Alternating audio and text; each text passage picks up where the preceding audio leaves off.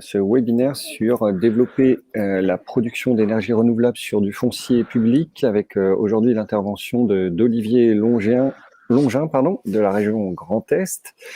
Et avant ça, le petit traditionnel tour d'horizon des offres de formation du CNFPT liées à ce sujet avec Emmanuel Poncet. Ouais, bonjour à tous. Merci Julien et encore une fois merci à Olivier Longin pour son témoignage à venir sur la mise à disposition donc du foncier public au service du développement des énergies renouvelables sur les territoires. Alors c'est une problématique dans laquelle je vais pas rentrer moi-même, mais je vais mettre en miroir à l'aide du document qui vous est proposé, mais nous n'allons pas le balayer parce que ça prendrait trop de temps.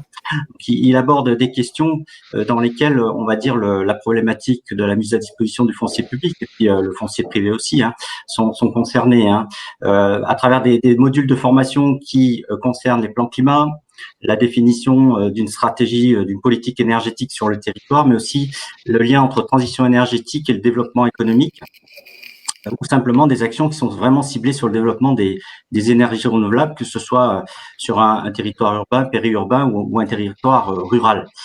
Certaines actions, vous le verrez aussi dans ce fascicule qui sera compris dans le compte-rendu du webinaire, concernent donc l'intégration des énergies renouvelables au patrimoine de la collectivité, au bâtiment principalement, mais aussi des actions sur la rénovation du bâti et qui peuvent être accompagnées d'intégration d'énergies renouvelables aussi sur les écoles qui sont nombreuses sur nos territoires. Voilà. Et puis une autre action sur la maîtrise de l'énergie, car là encore, le développement des ENR est une facette de ce grand chantier qui est la maîtrise de l'énergie, bien sûr, avec le premier pilier, ne l'oubliez pas, la sobriété.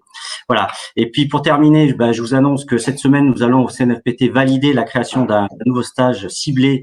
Et là, c'est une nouvelle, on va dire toute fraîche, sur la question justement de la mise à disposition des espaces fonciers publics. Donc, il y aura certainement une session, on va dire, au premier semestre, voire au second semestre 2023. Voilà, qui accompagnera donc ce webinaire sur ce sujet. Voilà, j'espère et je pense que Julien sera heureux de cette nouvelle, puisqu'il a contribué à ce processus. Voilà, Oui. Écoutez, bon webinaire, et puis à très bientôt. Au revoir. Eh ben d'ailleurs, merci à Emmanuel pour la nouvelle, et elle concerne aussi Olivier, puisqu'il sera formateur sur cet éventuel stage, donc qui aura lieu soit au premier semestre, soit au second semestre. On est heureux de l'apprendre, Olivier, parce que c'est vrai qu'on passe déjà du temps à travailler sur ce sujet. Juste quelques règles avant que tu puisses commencer ton intervention. Pour les participants, si vous voulez intervenir, donc ça se situe dans l'onglet conversation en bas à droite de votre écran. Vous posez vos questions et je les relayerai à Olivier en fonction de l'importance de cette question par rapport à votre bonne compréhension tout au long de ce webinaire. Autre élément, pour ceux qui vont me poser la question, sachez qu'il y aura un replay qui sera disponible dans la e-communauté, à la rubrique forum.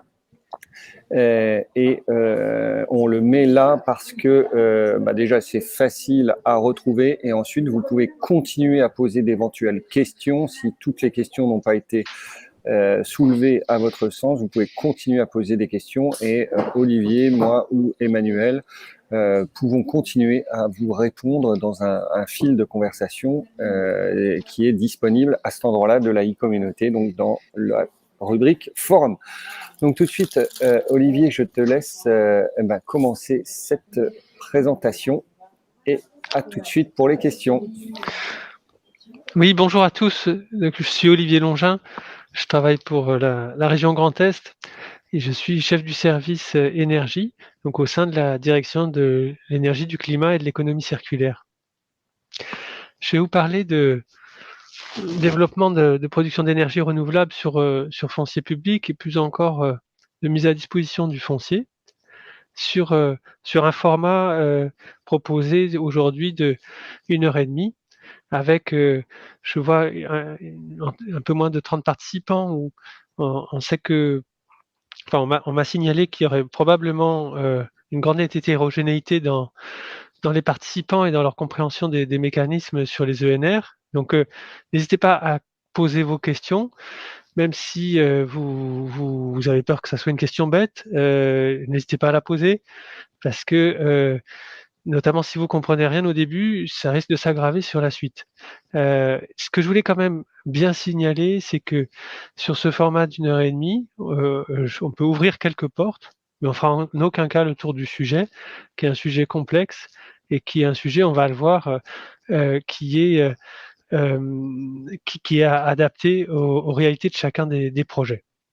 Donc voilà pour cette introduction pratique. Les questions sont prises au fur et à mesure et donc n'hésitez pas à les poser. Donc je me suis présenté. Ce que je voulais vous dire également sur mon profil, c'est que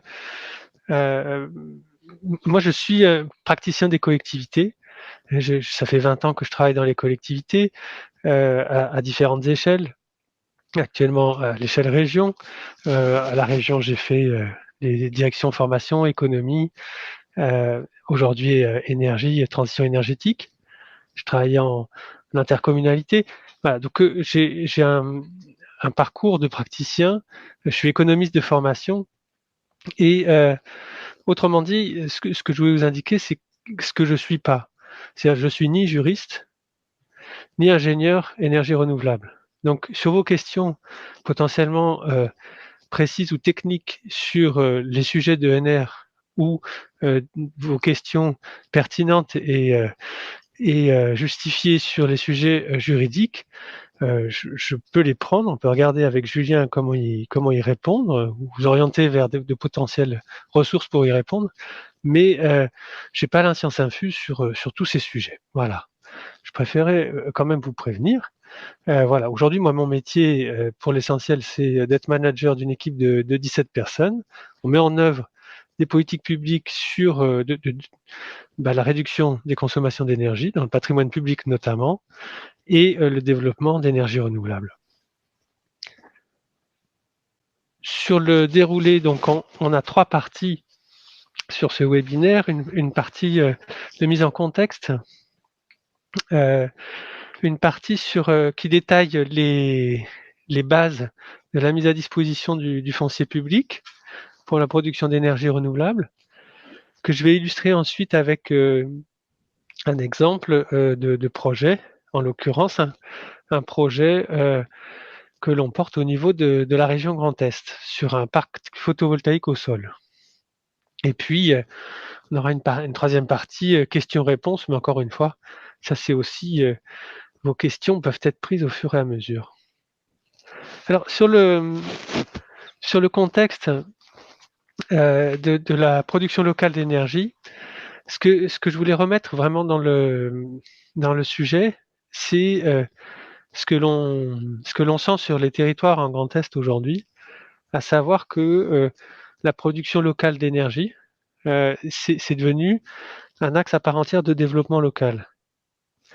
Axe de développement local au sens que toutes les collectivités, notamment dans le contexte d'augmentation des prix de l'énergie, prennent conscience aujourd'hui des difficultés potentielles liées à la dépendance à un type d'énergie.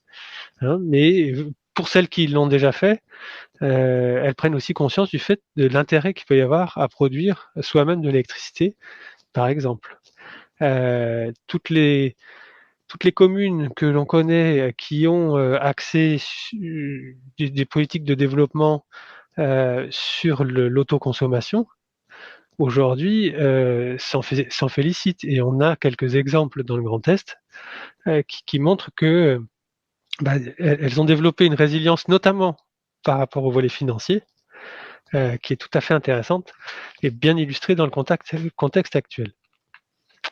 Deuxième point, c'est le volet attractivité du territoire. Ce que l'on voit de plus en plus, c'est notamment typiquement même, sur des zones d'activité économique, c'est des projets de fourniture d'énergie aux entreprises. C'est-à-dire que mettre à disposition du foncier à une entreprise en zone d'activité, c'est une chose, mais la qualité du foncier va s'apprécier par différents critères propres à chaque entreprise, mais dans les critères qui montent, on voit la fourniture d'énergie.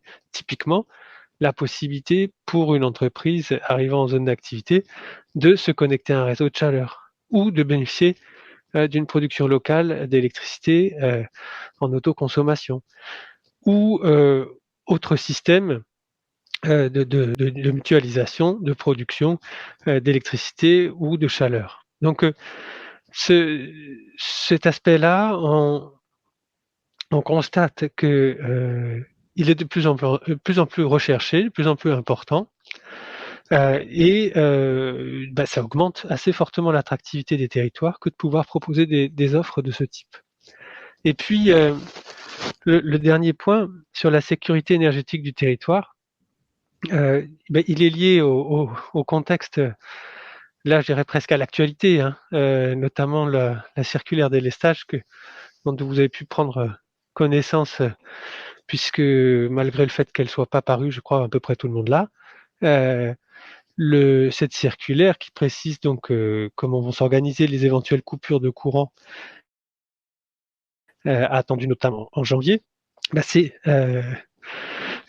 cette circulaire, elle met en avant là aussi la capacité de certaines collectivités, certaines entreprises à développer de l'autonomie et de la sécurité énergétique parce qu'elles ont des appareils d'autoconsommation, en autoconsommation électrique notamment. Voilà sur les éléments de contexte que je voulais situer. De manière plus précise et sur l'action l'on peut avoir au niveau de la région Grand Est et sur ce qu'on a fait en 2022. On a un budget d'intervention, donc c'est des subventions à l'intention de maîtres d'ouvrage publics pour la plupart, mais également entreprises et associatifs.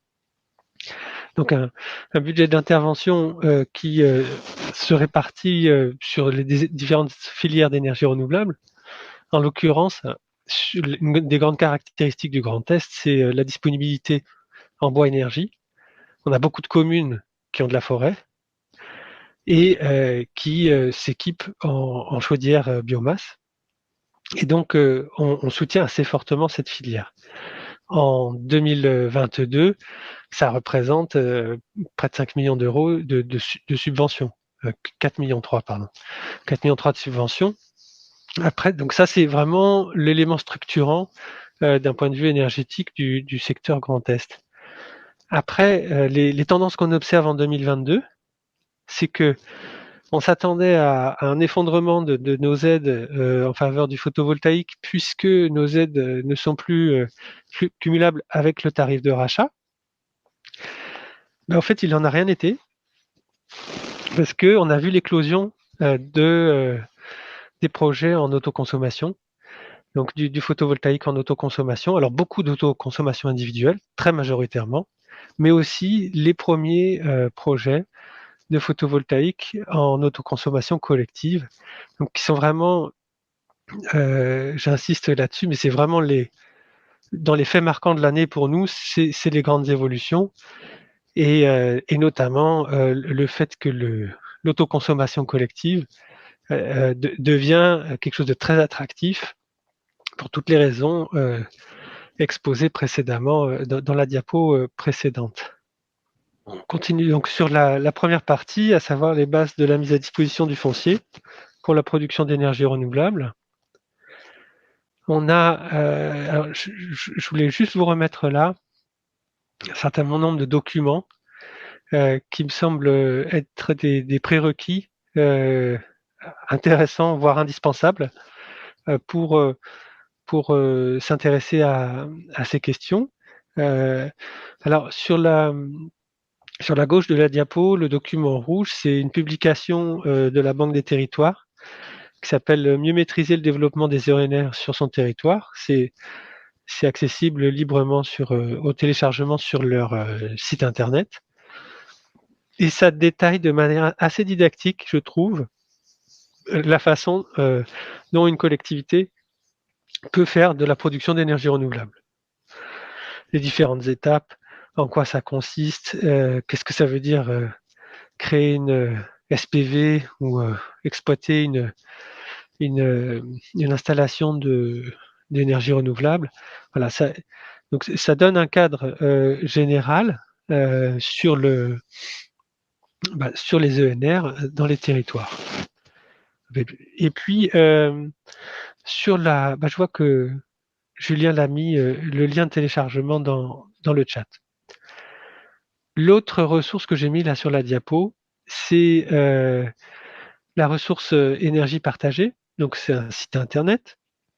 Énergie partagée est une association qui a pour but de promouvoir les énergies renouvelables citoyennes et qui dispose en libre accès d'un très grand nombre d'informations, retours d'expérience et localisation de projets, prise de contact avec des projets donc d'énergie renouvelable citoyenne. Et puis, pour ceux d'entre vous qui pourront adhérer, qui voudront adhérer à l'association, il y a un espace donc adhérent où là il y a toute une docuthèque sur les ENR et ça va des aspects techniques je pense notamment à toutes sortes de documentation sur le financement et les temps de retour, sur les grappes solaires. Il y a beaucoup de documents de retour d'expérience, cahier des charges de consultation, référentiel de prix, ces choses-là. Donc, pardon. Il y a énormément de choses consultables sur le site Énergie Partagée, qui, par ailleurs, propose des formations sur les énergies renouvelables et la construction de projets. Donc voilà pour les deux ressources documentaires que je vous recommande chaleureusement sur ces sujets-là. Autre ressource mobilisable, le réseau d'accompagnement pour les collectivités qui s'appelle les générateurs. Alors les générateurs, ça a été c'est mis en œuvre par l'ADEME en région. Donc je crois que ça existe partout sur le territoire national. En Grand Est, on a 3 associations qui sont mandatées par l'ADEME pour réaliser cet accompagnement. Et ça consiste à accompagner les collectivités, notamment les plus petites, on pense aux communes, sur des projets en électrique, donc photovoltaïque et éolien.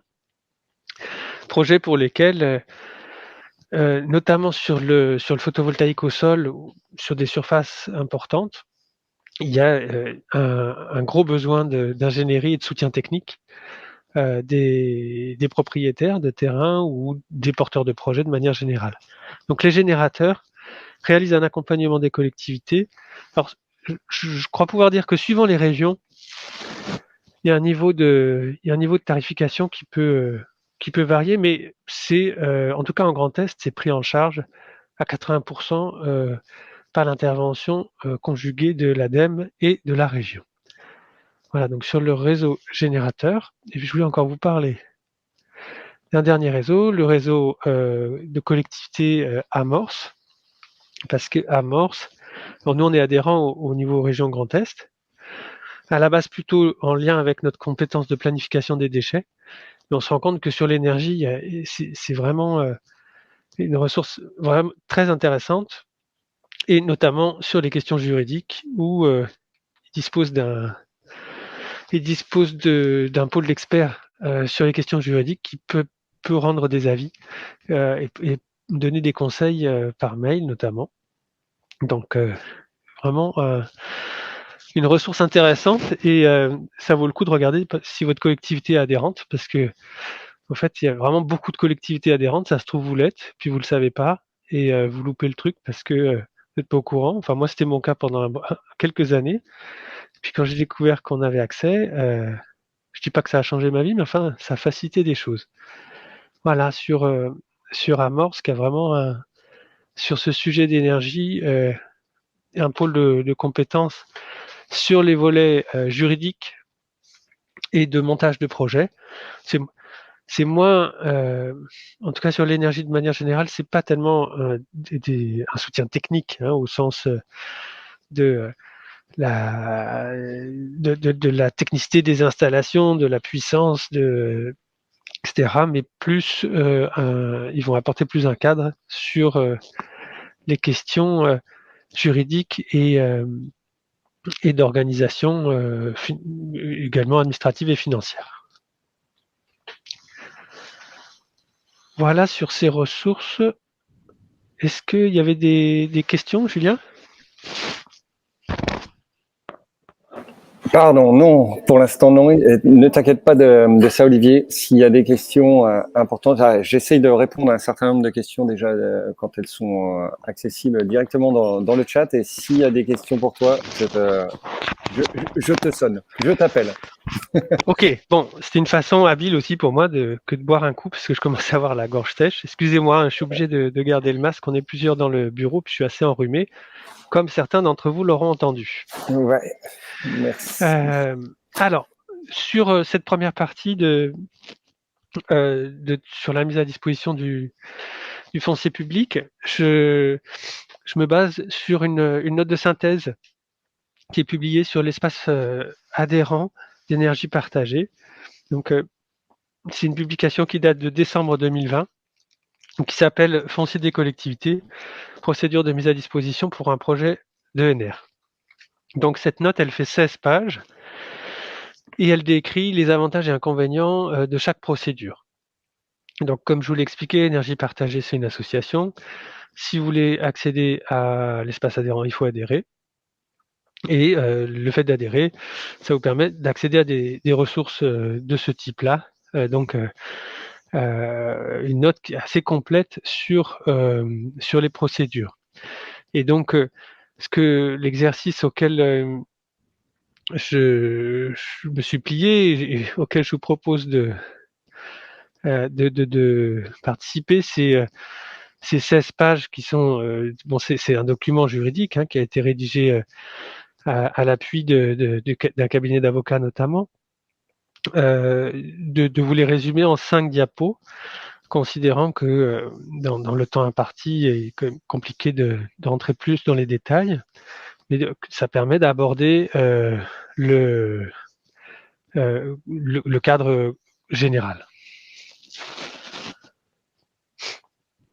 Donc, d'un point de vue juridique, le premier point, c'est que la mise à disposition d'un terrain par une collectivité, c'est le cadre de la gestion du domaine des collectivités. Qu'est-ce que dit la gestion du domaine des collectivités? C'est que on doit respecter transparence et impartialité de la sélection du destinataire d'un bien foncier public. Alors, pour un certain nombre d'entre vous qui ont peut-être déjà pratiqué des projets d'énergie renouvelable, il est une évidence que sur le terrain, en tout cas en Grand Est, le gré à gré est assez courant. Quand je dis le gré à gré, c'est une collectivité qui confie un terrain à un développeur d'énergie renouvelable sur la base d'une délibération sans avoir préalablement réalisé de consultation ou autre procédure de mise en concurrence. Donc c'est quand même quelque chose qu'on observe encore assez couramment dans la réalité, mais c'est important de remettre les choses en place dans le sens que même si c'est courant, c'est illégal. Même si c'est simple, c'est risqué. C'est simple parce que il suffit d'une délibération à une collectivité pour établir une promesse de titre foncier et que donc le développeur, dans un certain nombre de cas, commence à verser de l'argent. Mais c'est risqué parce que en cas de recours d'un autre développeur, la délibération, elle tombe. Et donc ça, c'est le cadre juridique. Après, ce qu'on voit aussi dans la pratique par rapport au gré à gré, Et ce que je recommande régulièrement à des collectivités propriétaires, c'est de réfléchir à 2 fois avant de signer, parce que le gré à gré, en plus d'être illégal, il est quand même régulièrement déséquilibré en faveur du développeur. Qui c'est qui a le plus intérêt à ce que ça aille vite et qu'il n'y ait pas de concurrence? C'est le développeur, c'est pas la collectivité, a priori. Et donc, assez régulièrement, les offres des développeurs sont packagées pour faire envie à une commune qui, par exemple, détient une ancienne carrière sur laquelle elle doit faire un petit peu d'entretien, faire passer quelqu'un pour ramasser les déchets, etc. Avoir un agriculteur sur une partie du terrain pour pas que ça s'enfriche. Bon, donc ce terrain qui est une charge, ça devient assez rapidement un produit. Donc c'est sûr, c'est potentiellement attractif. Ceci dit, dans les offres faites en gré à gré, ce que l'on voit assez régulièrement, c'est que le propriétaire se voit dépossédé d'une grande partie de la valeur ajoutée du projet qui va être développé sur son terrain. Et donc, on considère que c'est vraiment dans l'intérêt, bien sûr, juridique, mais également de l'appropriation et de la captation par la collectivité, par le propriétaire de la valeur ajoutée, c'est dans son intérêt que de faire jouer la concurrence. Alors après, c'est pas simple, c'est sûr, mais entre quelque chose de simple et encore une fois risqué et déséquilibré et quelque chose de complexe sur lequel on va dérisquer et on va amener de la valeur ajoutée à la collectivité, voilà, il faut bien peser le pour et le contre. Donc ça, c'est le premier point juridique. Olivier, Oui. est-ce que tu souhaites boire quelque chose pour te soulager ta gorge? Parce que j'ai justement une question à te poser, ce qui donne le temps de le faire. Bien volontiers. Oui, j'ai une question de Patrice Guionnet de Montpellier Métropole. Si la collectivité dispose d'une SPL, énergie renouvelable, est-elle bien fondée à lui confier la mise en place d'ENR sur son foncier sans mise en concurrence, même si des opérateurs privés sont intéressés? Comment doit alors se matérialiser cette mission? Est-ce que c'est via une délibération? Alors, je sais bien que tu n'es pas un spécialiste juridique, mais est-ce que tu as déjà eu affaire à ce cas d'une SPL énergie renouvelable? Alors, j'ai pas vu de SPL énergie renouvelable, mais bon, on est dans un cadre avec les SPL, le cadre particulier de la quasi-régie. Et donc, oui, il y a des possibilités de mise à disposition par la collectivité, sans mise en concurrence de son foncier. Donc, on l'a fait par exemple sur un barrage hydroélectrique. La région et une commune se sont associés parce qu'on a une compétence un peu spécifique dans un secteur du territoire de gestion d'un cours d'eau. Donc, on s'est associé avec une commune pour créer un barrage hydroélectrique. On a monté une SPL ensemble et la commune a mis à disposition de la SPL le terrain et le barrage. Et donc là, on n'a pas eu à faire de mise en concurrence par rapport à cette SPL sur lequel la commune exerce un contrôle. Maintenant, vous dire plus précisément quelle procédure il faut délibérer, enfin, comment il faut rédiger une délibération dans ce sens-là, je serais bien embêté pour vous le lire, mais dans l'esprit, ça me semble tout à fait compatible. Ok, merci. J'avais juste une question sur donc Jean-Luc Barrault qui demande si s'il y a un cas spécifique pour les collectifs citoyens ou les projets portés par Enercop, donc la coopérative, J'ai répondu que, et ajoute quelque chose si je me trompe, mais que le fait qu'un porteur soit collectif citoyen, ENERCOP ou un opérateur privé ne change en rien l'obligation de principe qu'a une collectivité de mettre en concurrence. Oui, tout à fait. On a eu Ok. également une jurisprudence là-dessus, avec une délibération d'une commune qui a été annulée pour une mise à disposition de toiture à une centrale villageoise. Cas Ok. classique, hein, avant les élections, le concurrent au maire en place, il a attaqué la délib sur la mise à disposition. Bon, après dans les faits, c'était illégal, mais enfin dans les faits, il n'y a pas d'enrichissement de la centrale villageoise, donc en fait il n'y a pas eu de poursuite contre l'ancien maire à ce titre-là. Et ils ont ils ont refait le truc comme il faut pour remettre la toiture à disposition de la commune. Donc là, c'était plus un aspect formel que un problème de fond. Ok. Mais là, on va le voir juste après. Ok. C'est un des éléments à prendre en compte. C'est vraiment de quel type de projet on parle. Si on parle d'un projet à fort potentiel économique ou de surface très importante ou de surface très importante, ou est-ce qu'on parle d'une toiture de l'école, je sais pas, moins de 100 kW crête, auquel cas, on va le voir, il y a quand même des ajustements possibles d'un point de vue des procédures à suivre. Oui, c'est ce que tu expliquais tout à l'heure, c'est-à-dire qu'il faut séparer, enfin, il faut pouvoir graduer le risque juridique qu'on prend.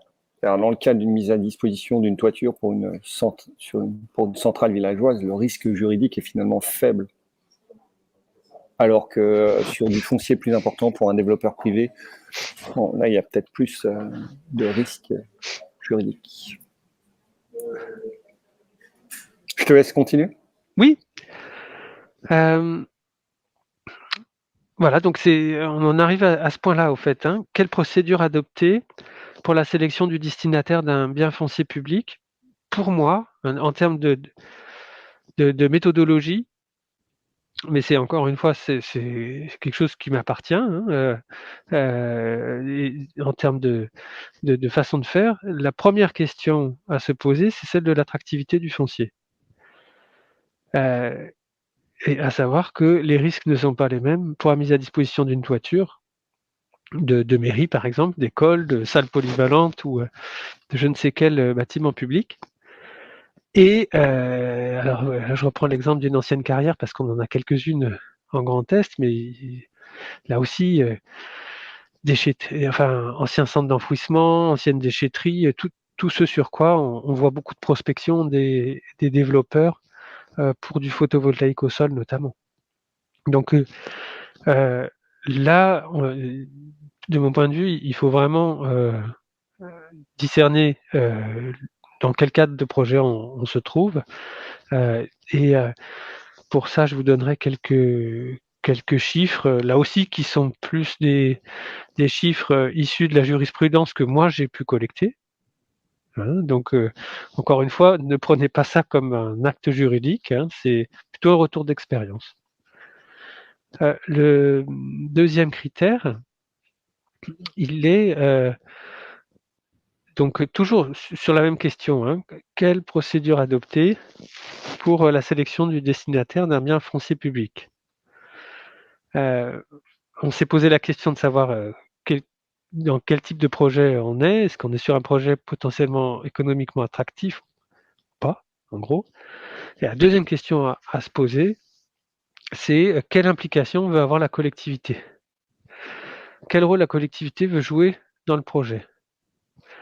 Ça, c'est vraiment important parce que ça va déterminer potentiellement, ça va ouvrir des portes de procédures différentes si la collectivité, notamment, est prête à s'investir assez fortement dans le projet.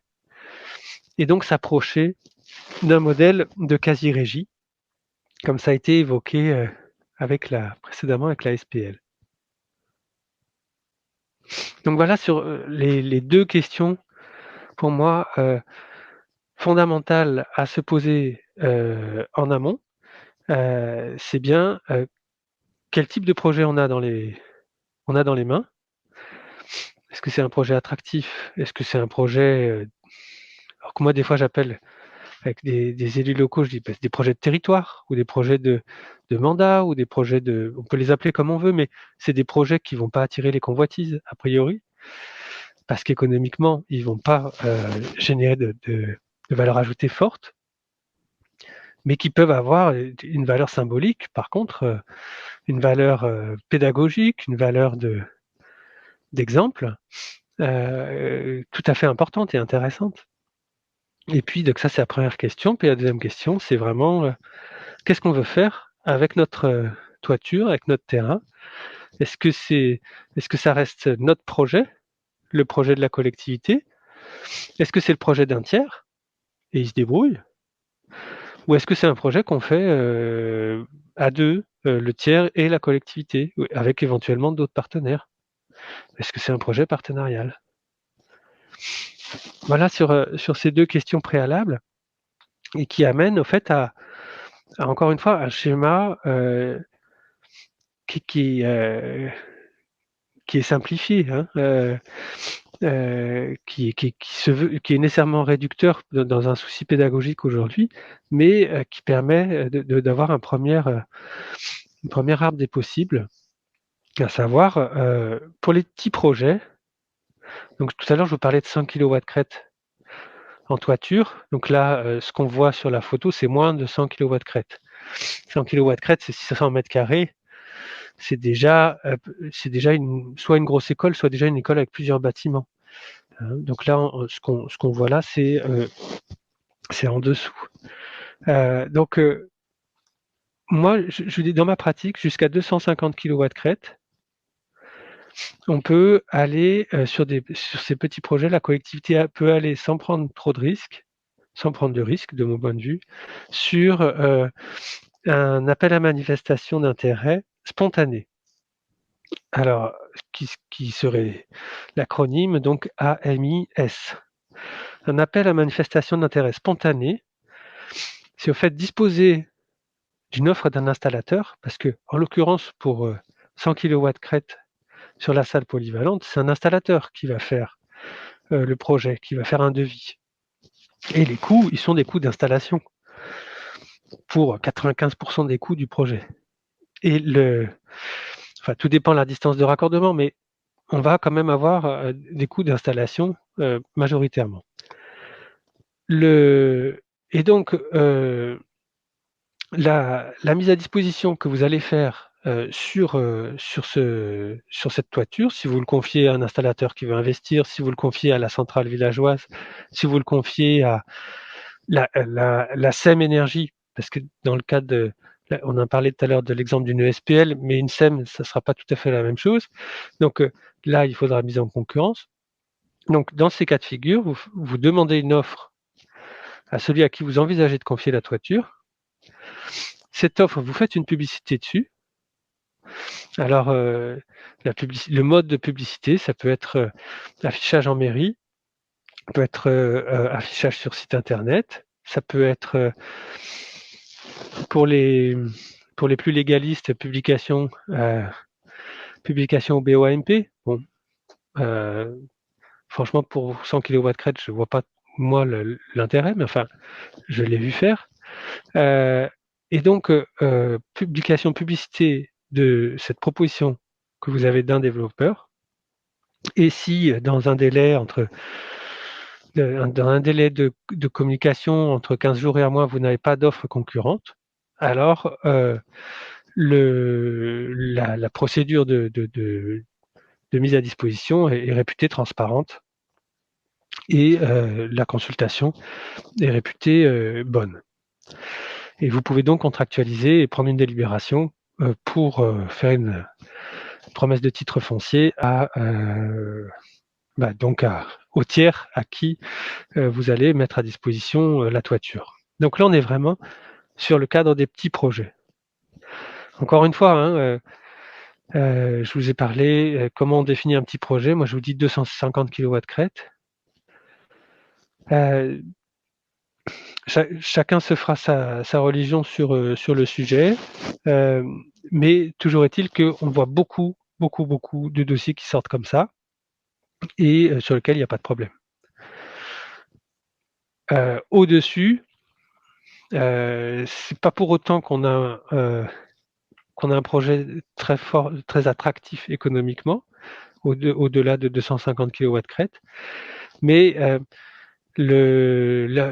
disons que l'affichage que produit la puissance est de nature à attiser plus les convoitises.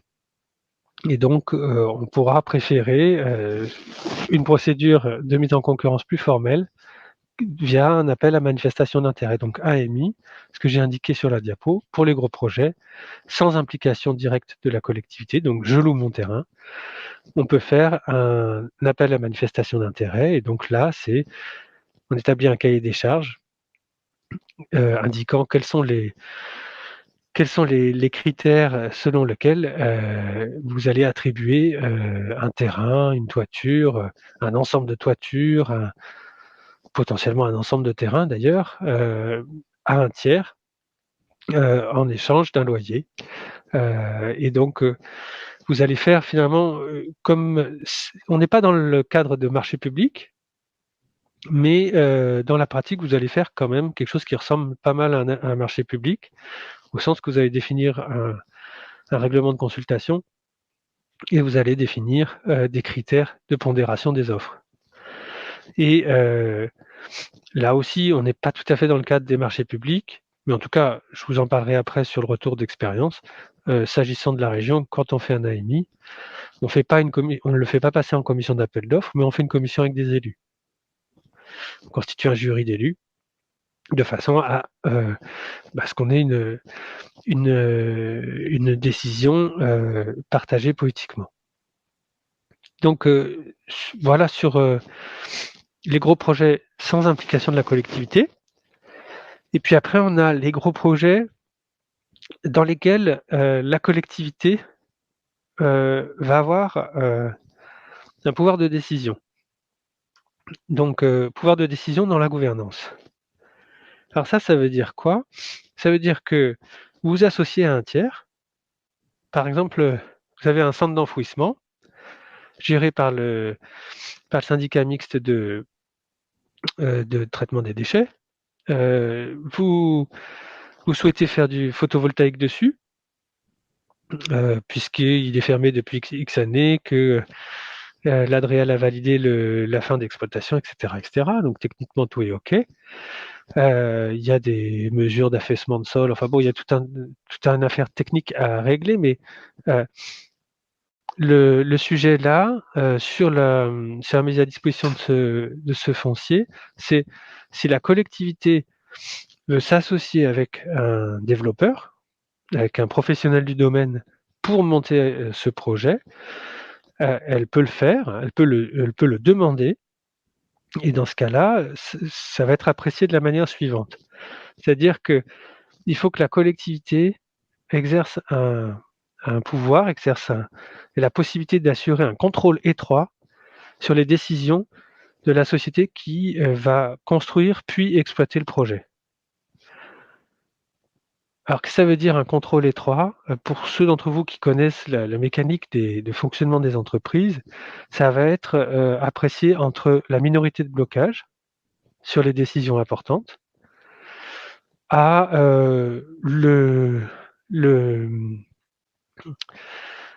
un pouvoir prépondérant de la collectivité sur les décisions importantes. Donc, la collectivité n'est pas majoritaire dans le projet. Elle ne détient pas plus de 50% des parts, donc du capital de la société. En revanche, elle a un pouvoir réel sur les décisions qui vont être prises. Ce système-là, si vous voulez, ça permet finalement de travailler de la même façon qu'on va travailler avec une ESPL. L'exemple qui était donné tout à l'heure pour Montpellier. Je confie mon bien à une société que je bâtis avec un tiers, qui n'est pas nécessairement une ESPL. D'ailleurs, la plupart du temps, ça n'en sera pas une. Ça va être une ESA ou une ESAS.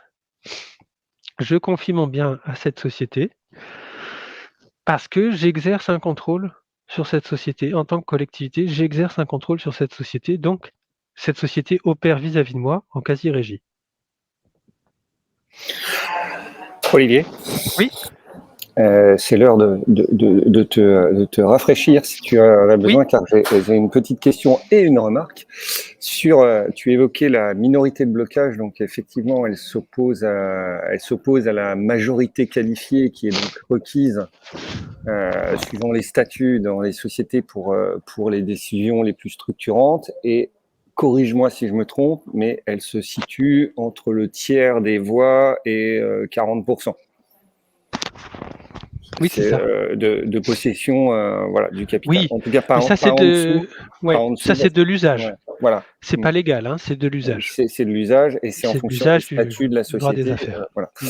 Et, autre question, ça c'était une remarque sur la société qui va être constituée. Tu évoquais la minorité de blocage. Je voulais en dire justement un peu plus avant que des questions peut-être arrivent.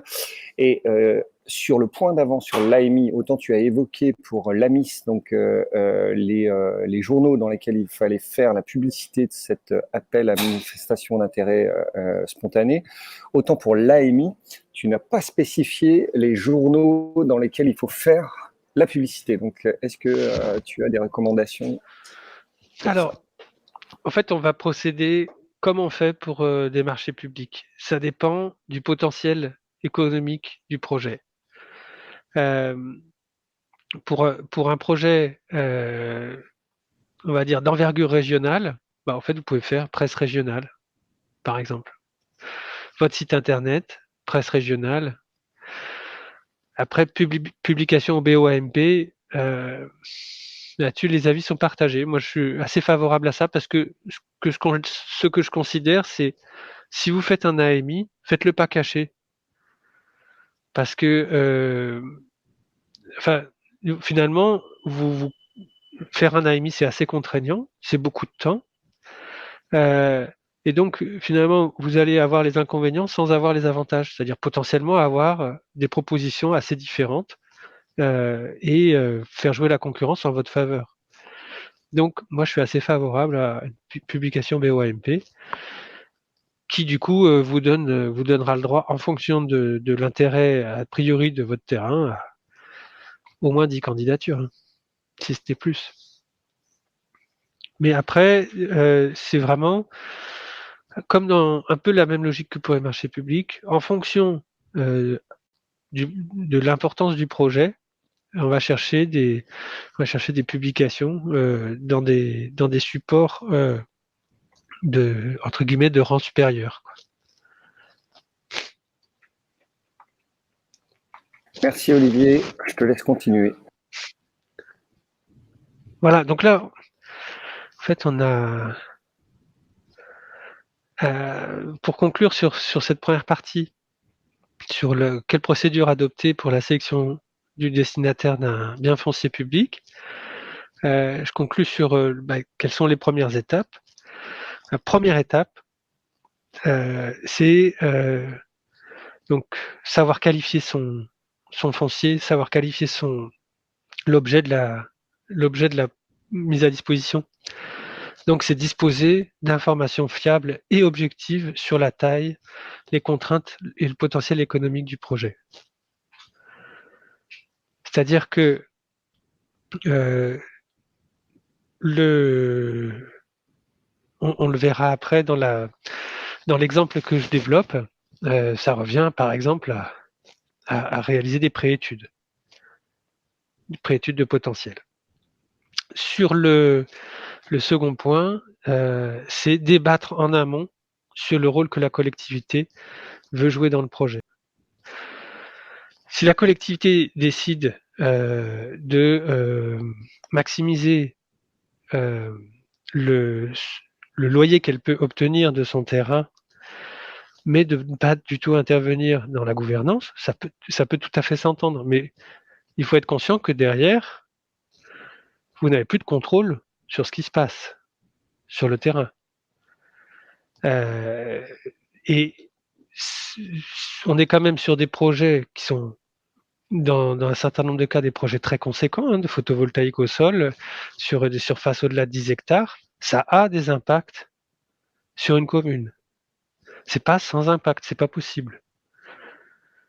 Donc le fait de ça peut néanmoins être le choix de la commune ou du propriétaire, de dire je ne veux pas jouer de rôle, c'est pas mon métier. Moi, ce qui m'intéresse, c'est de valoriser un bien qui va par ailleurs servir à la production d'énergie renouvelable.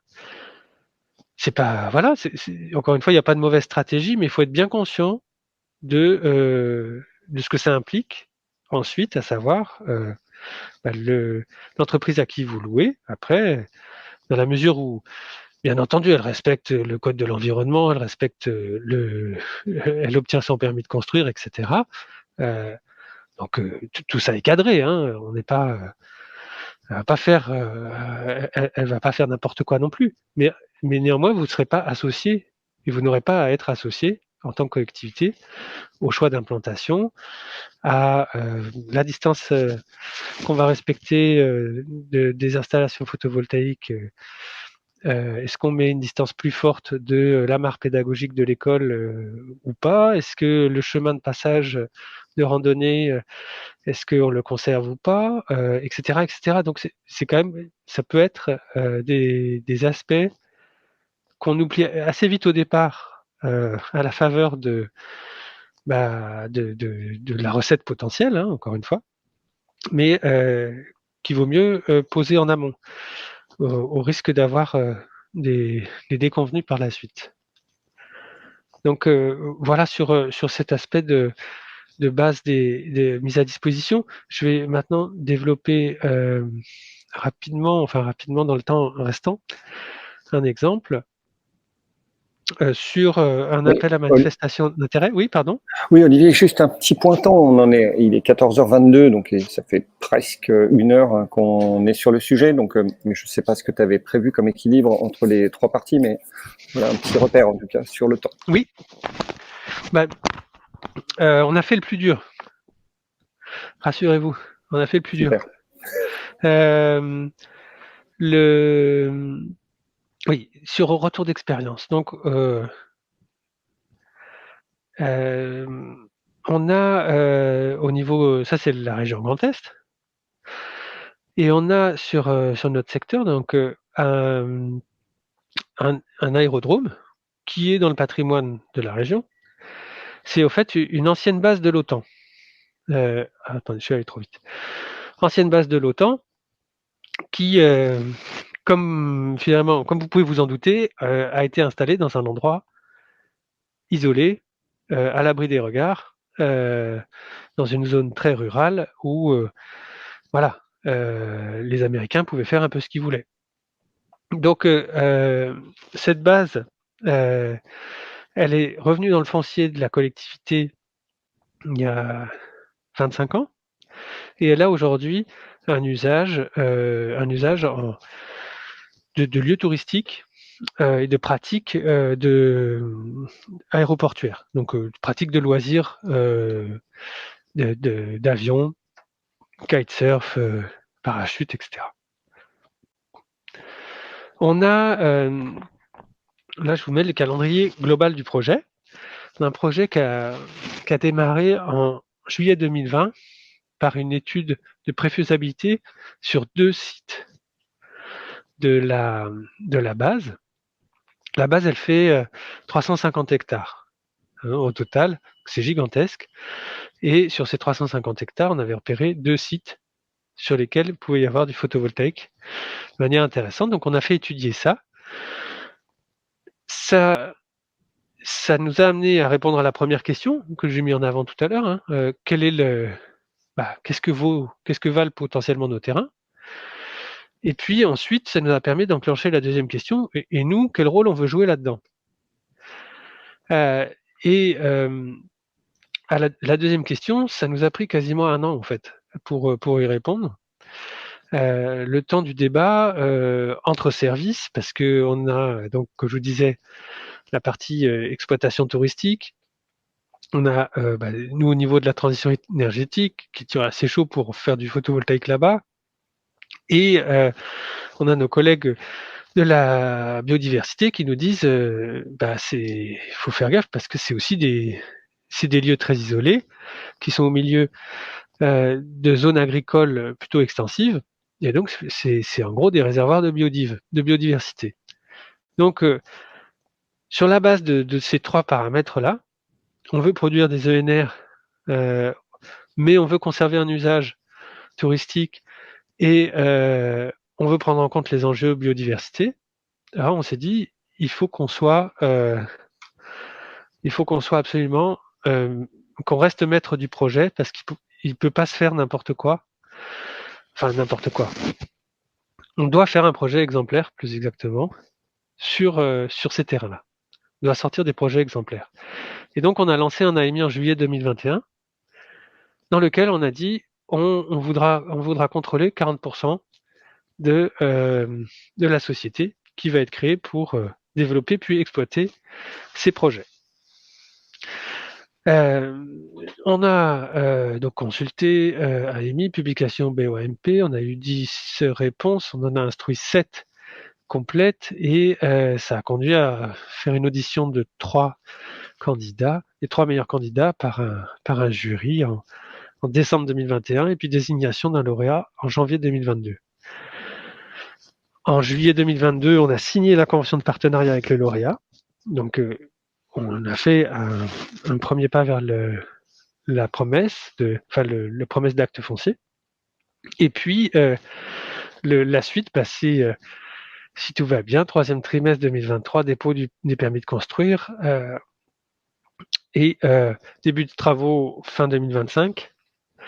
Enfin là, ouais, on a mis 2 trimestres, mais c'est un petit peu optimiste, je pense. Et fin 2026, mise en service de l'installation. Donc, en fait, vous voyez que là, je vais vous montrer ensuite, on est sur des projets très conséquents. Il y a 40 hectares, potentiellement 45 mégawatts crête de puissance installée. Donc, c'est des très, très gros projets. Néanmoins, voilà. Si vous avez ça dans les mains, préparez-vous pour un marathon, quoi, parce que c'est pas, ou au moins de la course de fond, parce que nous, on est parti pour 6 ans là. Et donc, voilà, c'est un point sur lequel j'attire beaucoup l'attention des communes, notamment, qui sont tentées par cette idée d'avoir un contrôle sur ce qui va se passer, et puis aussi, du coup, capter une partie de la valeur ajoutée plus conséquente que par le biais du loyer.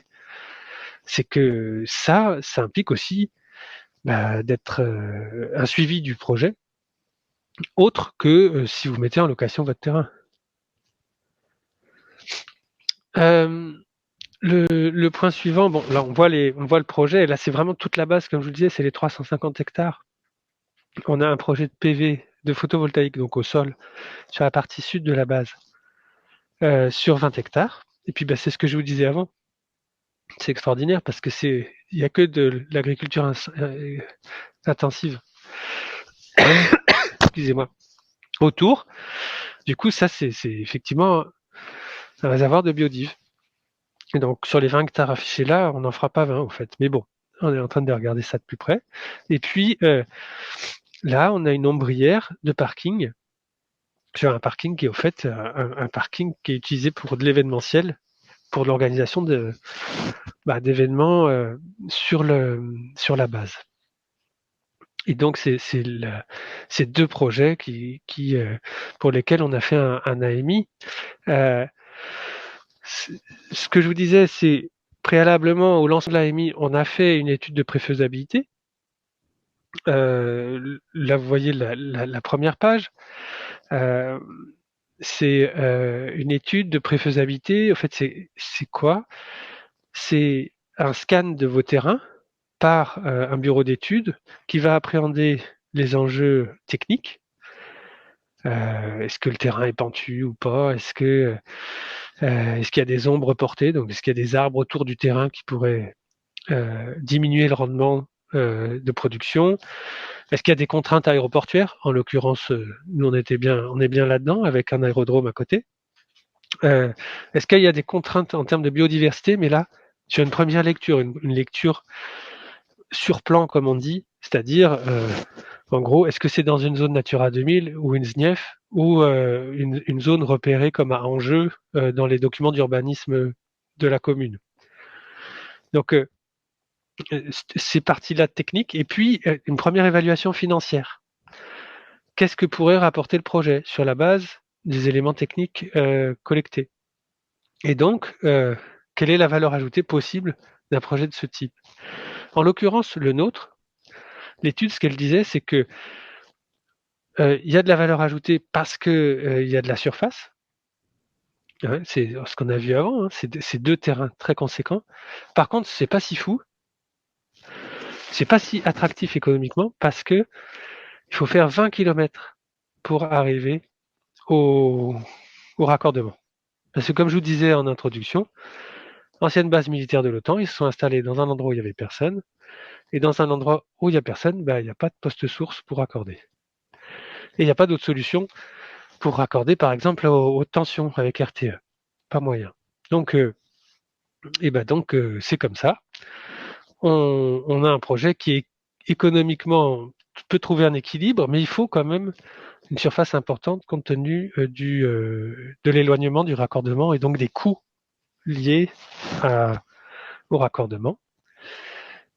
Ce que je remets là, c'est que une étude de préfaisabilité, ça nous a coûté 3 500 € par site.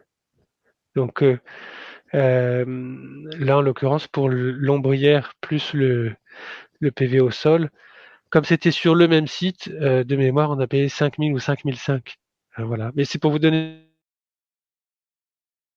une autre idée. On parle là d'une étude aux alentours de 5 000 € pour un investissement potentiel global. Hein. Là, on dit en photovoltaïque, en gros, un hectare, c'est 750 000 €. Alors, en ombrière, c'est un peu plus, c'est 1 million. Donc là, vous faites 14 millions plus 750 000 fois 20. Donc ça, c'est un investissement de l'ordre de 40 millions d'euros.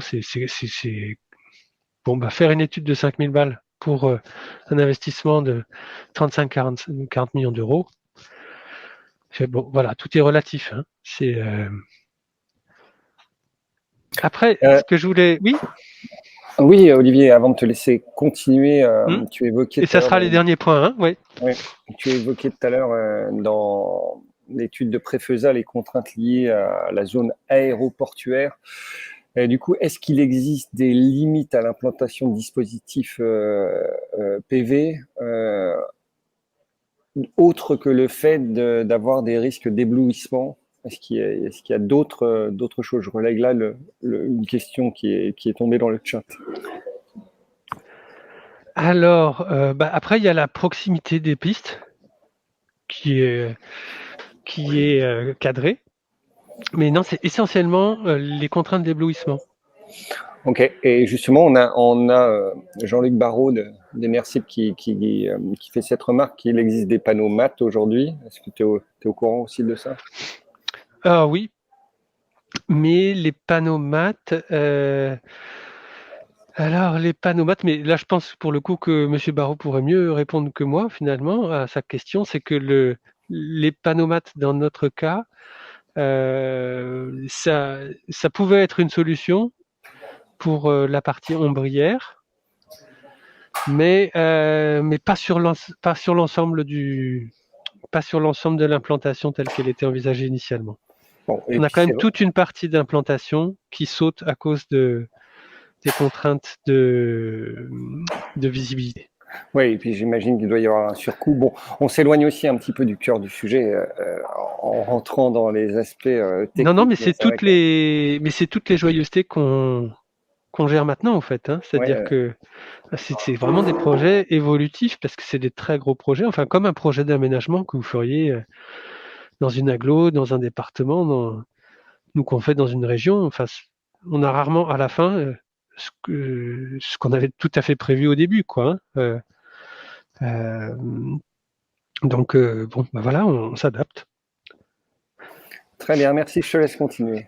Oui, là, je voulais juste vous expliquer par le chiffre cette histoire de contrôle étroit.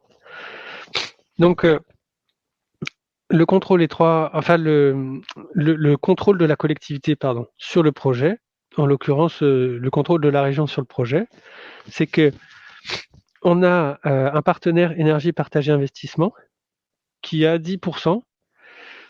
Nous, on a 30%, et le prestataire qu'on a retenu au terme de l'appel à manifestation d'intérêt, il a 60%. Et donc, nous, plus énergie partagée investissement, on a 40, et collectivement, on a un pouvoir de blocage sur un certain nombre de décisions. Et nous, seule région, avec nos 30%, on a convenu qu'on avait un pouvoir de blocage, notamment sur les questions d'implantation en lien avec les enjeux biodives.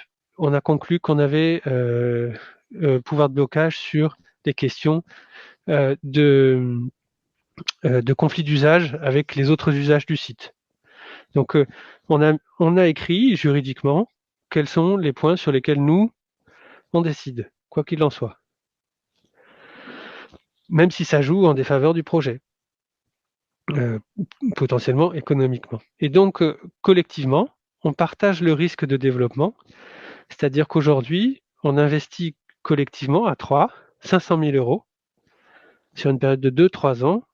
Ces 500 000 euros, ils servent à payer toutes les études nécessaires au dépôt de permis de construire, mais ensuite le fait de trouver un prêt bancaire, etc. etc. Donc 500 000 euros, du coup, il faut garder en tête, sur des terrains de cette surface, 250 000 euros par projet. Puisque là, il y a 2 projets, du coup. Et ça, c'est sur la phase amont, donc c'est avant la construction. Avant qu'on sache si on va le faire vraiment ou pas, et sur quelle surface, et pour quel modèle, etc. etc. Après la construction, on s'est mis d'accord avec nos partenaires pour que SIPENR, après la construction, il se rétracte, il passe à 40%. Et là, on ne parle plus du même camembert. Là, on parle d'un camembert à 5 millions d'euros, puisque les 5 millions d'euros, c'est les fonds propres dont va devoir disposer la société pour financer les 35 à 40 millions d'euros d'investissement qu'elle va faire dans des panneaux photovoltaïques. Donc, il lui faut 5 millions d'euros pour financer 30 à 35 millions d'euros de dettes, de prêts bancaires. Ces 5 millions d'euros, ils pourraient être partagés, de la manière suivante. Donc, nous, région, on reste à 30, énergie partagée investissement reste à 10, et puis SIPENR réduit à 40% au profit d'associations citoyennes locales, au profit de collectivités, en l'occurrence mairie et intercommunalité, au profit de la Banque des territoires qui est intéressée pour entrer dans le projet. Donc c'est pour vous expliquer la façon dont nous, on va rester maître du projet avec nos 30%, mais ça n'empêche pas de faire rentrer d'autres et d'avoir un projet multipartenarial. Et dernière diapo, et c'est aussi un point qui appelle où j'appelle votre vigilance, c'est localement, on fait des projets d'énergie renouvelable, on envisage de faire ces 2 projets. Forcément, les communes alentours, l'intercommunalité, le parc régional de Lorraine qui jouxte les terrains, le conservatoire des espaces naturels, ça intéresse tout le monde. Et donc, ça intéresse tout le monde pour des raisons différentes. L'intercommunalité, ils ont vite compris que fiscalement, ça pouvait être vachement intéressant pour eux, les communes aussi. Il y a plusieurs communes d'implantation, je ne vous fais pas le détail. Toujours est-il que le parc et le conservatoire d'espaces naturels, eux, voient plus le projet d'un point de vue impact. En fait, c'est pas neutre, donc quel impact biodive, quel impact paysager, etc. Et donc, on organise une concertation depuis qu'on a lancé le projet, et des points réguliers avec les communes alentours, avec l'intercommunalité, avec le parc, avec le conservatoire d'espaces naturels, et notamment avec l'aide d'une association locale qui s'appelle Lorraine Énergie Renouvelable, avec qui on travaille beaucoup, et notamment en sa qualité de porteuse sur le territoire du réseau G-Clair, Grand Est Énergie Citoyenne, donc réseau d'animation des projets citoyens. Et comme ce projet a pour ambition, comme vous l'avez vu sur la diapo d'avant, de devenir un projet citoyen intermédié par les collectivités, mais également impliquant directement des collectifs de citoyens, le Lorraine Énergie Renouvelable a accepté de nous accompagner sur cette partie concertation des acteurs. Et c'est vraiment un point essentiel, notamment pour nous, collectivités régions, où voilà, on peut pas, entre guillemets, excusez-moi si c'est un peu trivial, mais on peut pas s'amuser à se faire le parc sur un sujet comme ça. Parc donc on préside, qu'on finance, etc. Même chose pour le conservatoire des espaces naturels. On peut pas, d'un côté, afficher des ambitions très fortes sur la biodive et la protection des paysages, et puis faire un projet critiquable sur ces aspects-là. Donc, ça prend du temps, ça coûte de l'argent, mais on peut pas faire autrement. Et donc, c'est vraiment un point d'attention assez fort que je vous invite à prendre en compte. Voilà pour cette présentation. Merci Olivier. Eh bien, il y a déjà des questions. Alors, on revient sur les contraintes environnementales, les contraintes d'éblouissement. Est-ce que tu es au courant aussi que ça peut être pris en compte dans les études, notamment avifaune, l'éblouissement? Ou pas? Alors, est-ce que tu sais ou pas ça? Est-ce que ça peut être pris en fait, il y a, dans le cas présent, nous, on était obligé de faire une étude d'éblouissement. C'est une obligation.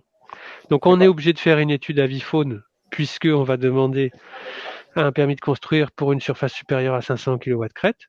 Donc là, étude d'impact et donc étude avifaune. Et par ailleurs, vu la localisation des deux projets, étude d'éblouissement indispensable pour la... Ah, je me souviens plus de l'acronyme de ceux qui régulent le parti aéroportuaire, DGACS, je crois, ou quelque chose comme ça. Voilà. Mais là, pour nous, c'était pas un choix, c'est obligation. D'accord, mais là, la question portait surtout sur le fait que l'éblouissement puisse concerner aussi les oiseaux. Ouais. Ah bah ouais. Alors là, du coup, pour l'instant, on n'y est pas allé jusque-là. Parce que la première étape, c'était déjà de se dire, est-ce que techniquement, on peut mettre des panneaux ici, du point de vue aéroportuaire, parce que là, c'est go, no go. En l'occurrence, on est sur no go sur pas mal de surfaces. Hein. Et donc, après, on regarde l'impact faune-flore, le cas échéant. Et s'il y a impact sur la faune, on applique une stratégie ERC. Mais on ne commencerait pas par le ERC, éviter, réduire, compenser. Ouais. Mais on ne commencerait pas par le ERC sur des surfaces sur lesquelles, de toute façon, on n'aura pas le droit de construire. Ok. Vous voyez la logique? Tout à fait. Émilie Moitrel demande si le chiffre que tu as avancé tout à l'heure de 750 000 € d'investissement par hectare pour le PV au sol, est-ce que c'est une moyenne nationale? D'où sors-tu ce chiffre? Et ne me réponds pas que c'est de ton chapeau. Non, mais c'est le... Alors, c'est des chiffres que moi j'ai en tête depuis un peu plus d'un an, donc ils sont à prendre avec précaution parce qu'il y a quand même eu une grosse variation de prix. Mais non, c'est un ratio qui est régulièrement appliqué par les développeurs. Ok, donc c'est une source développeur. Oui. Ok, très bien. J'invite tous les participants qui le souhaitent, on rentre dans le dernier quart d'heure de ce webinaire, à poser leurs questions. J'ai une question de Nicolas Elbert qui demande si les PLU doivent-ils prévoir des zones dédiées au PV ou s'agit-il d'équipements d'intérêt collectif pouvant s'implanter partout, notamment en zone agricole? Alors nous, chez Énergie Partagée, parce que j'ai aussi une casquette Énergie Partagée, on est clair là-dessus qu'on ne va pas sur des terrains cultivables, enfin, du moins on évite au maximum. Mais qu'en est-il de la réglementation et du PLU en particulier? Ouais. Alors, Nicolas, oui. Donc, sur l'urbanisme, c'est pas nécessairement une zone en développement PV. Mais c'est une zone, par exemple, là, on a, nous, un projet sur une ancienne zone d'activité, sur des délaissés de zones d'activité. Et donc, là, au PLU, elles sont économiques, en fait, ces zones. Et donc là, on peut faire du PV. C'était prévu pour de l'aménagement. Sur l'agricole. Alors, sur l'agricole, par défaut, on ne peut pas faire du PV sur de l'agricole. Ça, c'est interdit, au fait. Par défaut. Par exception, on peut en faire si on respecte les critères de coexploitation.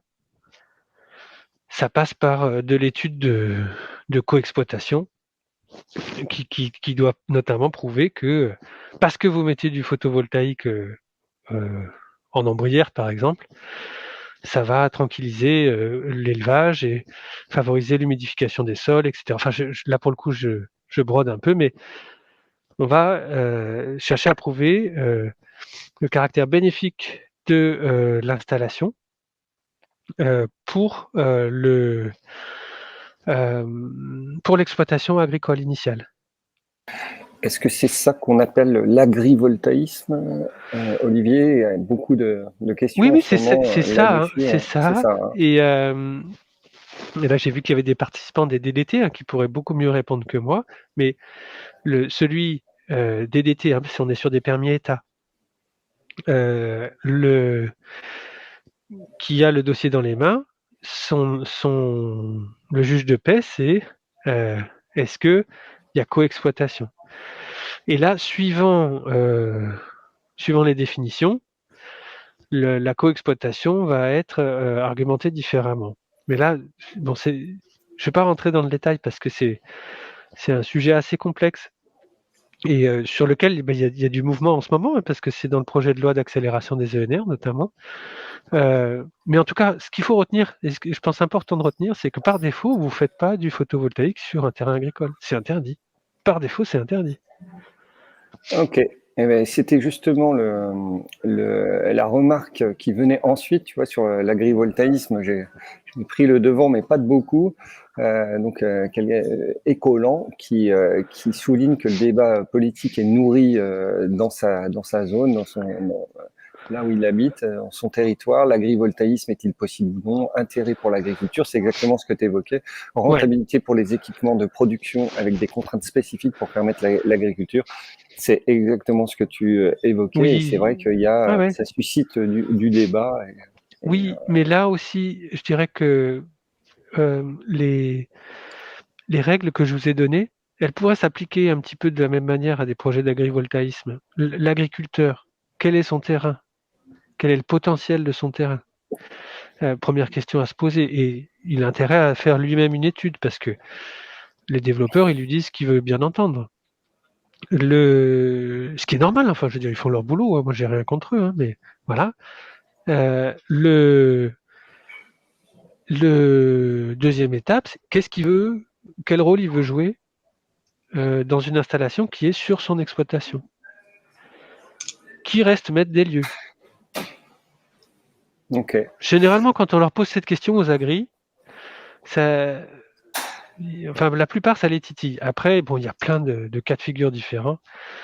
Et c'est pour ça que, en tout cas, en Grand Est, pour l'instant, je pense que nos élus ont pris la sage décision de ne pas prendre de doctrine sur l'agrivoltaïsme et de considérer que c'est vraiment une analyse au cas par cas parce que on va avoir des choses vachement intéressantes. Là, on a des projets d'agrivoltaïsme en autoconsommation qui alimentent des serres en substitution de groupes, etc. Enfin, pour des choses quand même vraiment sympas en substitution d'énergie fossile.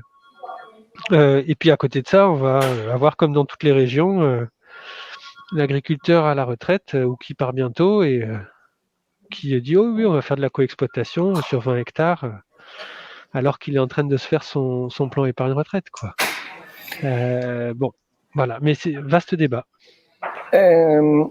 Nicolas, qui revient sur une autre question, tu disais tout à l'heure qu'il y avait une problématique spécifique à Chamblay qui était la distance entre le point de production et le raccordement.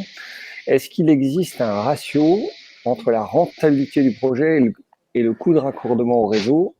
Par exemple, 1 km de câble de raccordement rentable à partir de X kilowatts crête installée. Est-ce que tu as une idée d'un ratio en tête? Non, je n'ai pas, mais ça doit exister. Je suis sûr que les développeurs ont des choses comme ça.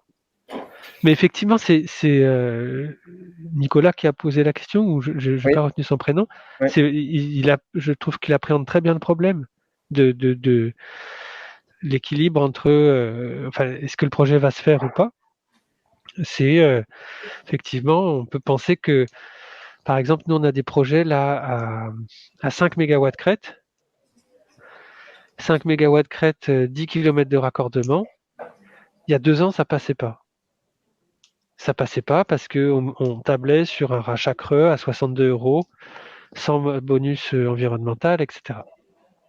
Bon, aujourd'hui, en PPA, avec des entreprises du secteur, alors en PPA, donc en vente directe, donc en changeant de mode de valorisation de l'énergie, en gré à gré, en contrat de gré à gré, en bon français. Contrat de gré à gré, tout à fait. Donc je vends l'énergie produite sur mes 5 hectares à des consommateurs qui sont dans un périmètre de 10 km, etc. Là, on a des prévisionnels sur des coûts de rachat plus proches des 150-200 € du mégawatt. Et du coup, le raccordement passe. Et du coup, le raccordement passe. Ouais. Donc, en fait, là, en ce moment, c'est le photovoltaïque, c'est la fête, parce que ça change tout le temps, quoi.